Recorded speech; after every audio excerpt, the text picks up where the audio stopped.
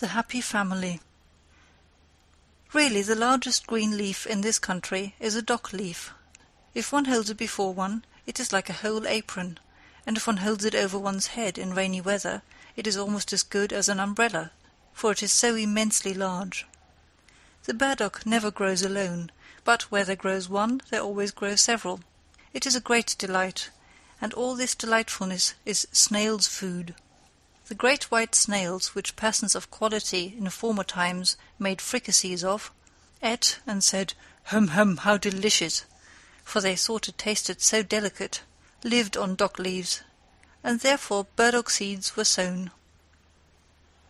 Now there was an old manor house, where they no longer ate snails. They were quite extinct. But the burdocks were not extinct. They grew and grew, all over the walks and all the beds. They could not get the mastery over them. It was a whole forest of burdocks. Here and there stood an apple and a plum tree, or else one never would have thought that it was a garden. All was burdocks, and there lived the two last venerable old snails. They themselves knew not how old they were, but they could remember very well that there had been many more, that they were of a family from foreign lands, and that for them and theirs the whole forest was planted. They had never been outside it, but they knew that there was still something more in the world, which was called the manor house, and that they were boiled, and then they became black, and were then placed on a silver dish, but what happened further they knew not, or in fact what it was to be boiled and to lie on a silver dish they could not possibly imagine, but it was said to be delightful and particularly genteel. Neither the chafers, the toads, nor the earthworms whom they asked about it could give them any information. None of them had been boiled or laid on a silver dish. The old white snails were the first persons of distinction in the world that they knew. The forest was planted for their sake, and the manor house was there that they might be boiled and laid on a silver dish. Now they lived a very lonely and happy life, and as they had no children themselves, they had adopted a little common snail, which they brought up as their own.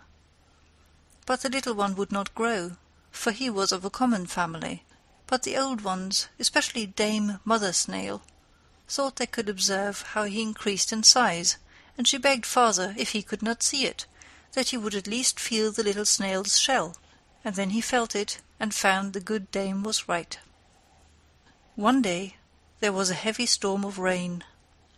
"Hear how it beats like a drum on the dock leaves," said Father Snail. "There are also raindrops," said Mother Snail, "and now the rain pours right down the stalk. You will see that it will be wet here. I am very happy to think that we have our good house, and the little one has his also. There is more done for us than for all the other creatures, sure enough. But can you not see that we are folks of quality in the world? We are provided with a house from our birth, and the burdock forest is planted for our sakes. I should like to know how far it extends, and what there is outside." "There is nothing at all," said Father Snail. "No place can be better than ours, and I have nothing to wish for." "Yes," said the dame, "I would willingly go to the manor house, be boiled and laid on a silver dish. All our forefathers have been treated so. There is something extraordinary in it, you may be sure." "The manor house has most likely fallen to ruin," said Father Snail. "All the burdocks have grown up over it, so that they cannot come out. There need not, however, be any haste about that, but you are always in such a tremendous hurry, and the little one is beginning to be the same. Has he not been creeping up that stalk these 3 days? It gives me a headache when I look up to him." "You must not scold him," said Mother Snail. "He creeps so carefully, he will afford us much pleasure, and we have nothing but him to live for. But have you not thought of it? Where shall we get a wife for him? Do you not think that there are some of our species in the great distance in the interior of the burdock forest?" "Black snails, I dare say, there are enough of," said the old one.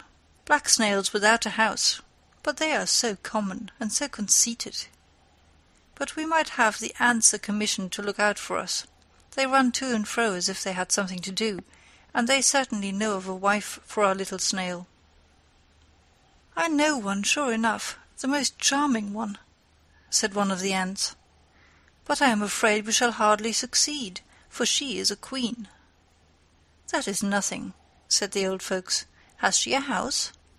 "She has a palace," said the ant. "The finest ant's palace, with 700 passages." "I thank you," said Mother Snail. "Our son shall not go into an ant-hill. If you know nothing better than that, we shall give the commission to the white gnats. They fly far and wide, in rain and sunshine. They know the whole forest here, both within and without." "We have a wife for him," said the gnats.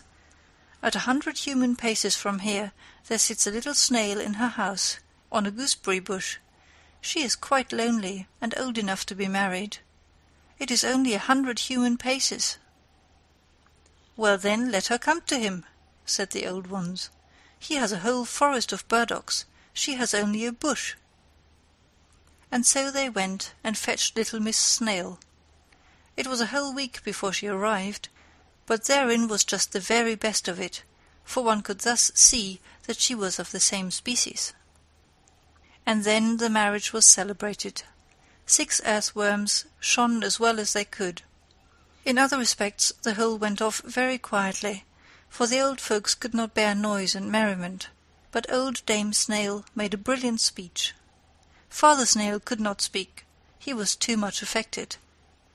And so they gave them, as a dowry and inheritance, the whole forest of burdocks, and said, what they had always said, that it was the best in the world, and if they lived honestly and decently, and increased and multiplied, they and their children would once in the course of time come to the manor-house, be boiled black, and laid on silver dishes. After this speech was made, the old ones crept into their shells, and never more came out. They slept. The young couple governed in the forest, and had a numerous progeny. But they were never boiled, and never came on the silver dishes. So from this they concluded that the manor-house had fallen to ruins, and that all the men in the world were extinct, and as no one contradicted them, so of course it was so. And the rain beat on the dock leaves to make drum music for their sake, and the sun shone in order to give the burdock forest a colour for their sakes, and they were very happy, and the whole family was happy, for they indeed were so. End of The Happy Family.